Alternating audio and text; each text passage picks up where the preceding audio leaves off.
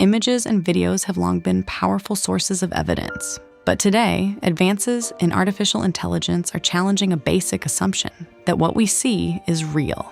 What if I were to tell you that I'm not even a human being? How do you feel about boarding the Titanic? Here is Donald, here is Joe. Deepfake technologies can manipulate or generate highly realistic media. This can be used for good and bad. Either way, it is raising urgent questions about trust, truth, and democracy.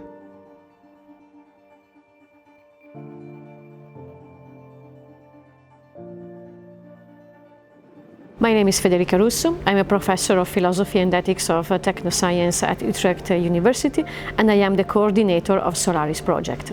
Solaris is a European-funded project, interdisciplinary and an international project as well, in which we study deepfakes and the impact on democratic processes.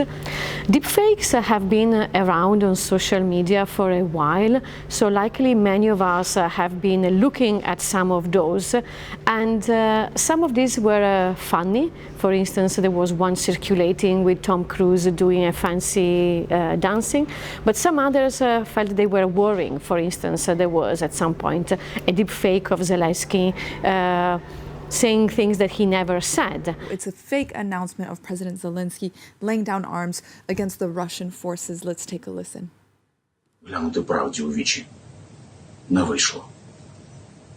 Стало тільки гірше. Значно гірше.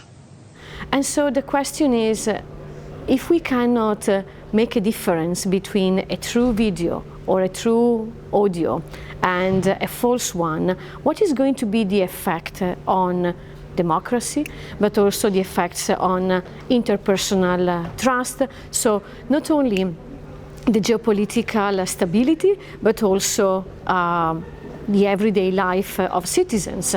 And on the other hand, is it all bad? Or can there be some good uses of these technologies to generate artificially videos and audios? Solaris brings together researchers and experts from different countries and disciplines to address a problem that cannot be understood from a single perspective. Because it's not just a technical issue or just a legal issue or just a societal issue, it's all of them together, so you really need this interdisciplinary look. When it comes to the use of AI in political discourse, journalists are in the front line of this battle, but we need new tools, new, more effective tools to support us in discerning what is real and what is not, and just academia can provide us these tools. I'm a technical person, right? So for me, it's all about solving equations, right?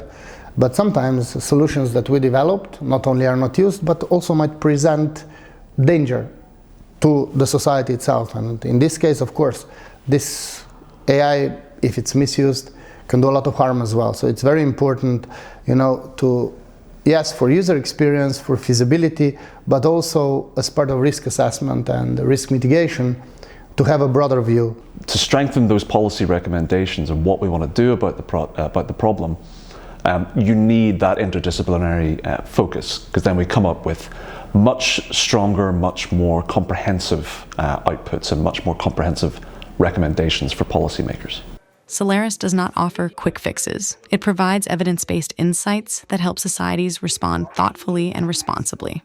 Many people have been worried that deepfakes will become dangerous the moment in which the quality of the audiovisual content will be very good. But this is not correct. We showed in our research that even low-quality deepfakes can be trusted by the public.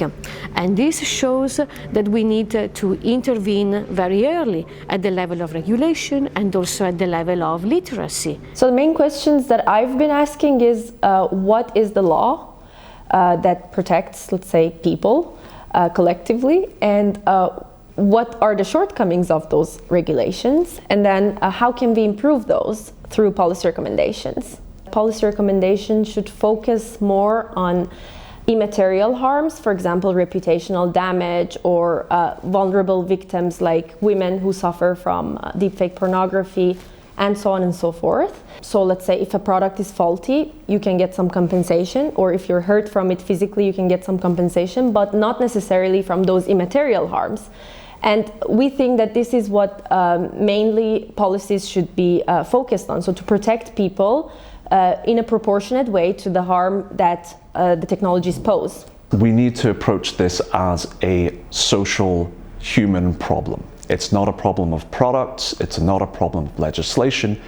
AI is something that we as a society need to adapt to, need to change to in various different ways. It's not just about a piece of legislation, it's not just about a technology.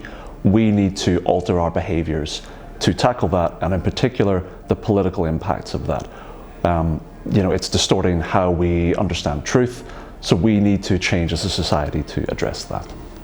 The collaboration and especially the synergies between disciplines has really brought added value to our policy recommendations, because we could embed them in a deep and solid understanding of these technologies, how they work and what we can do with them for better or for worse.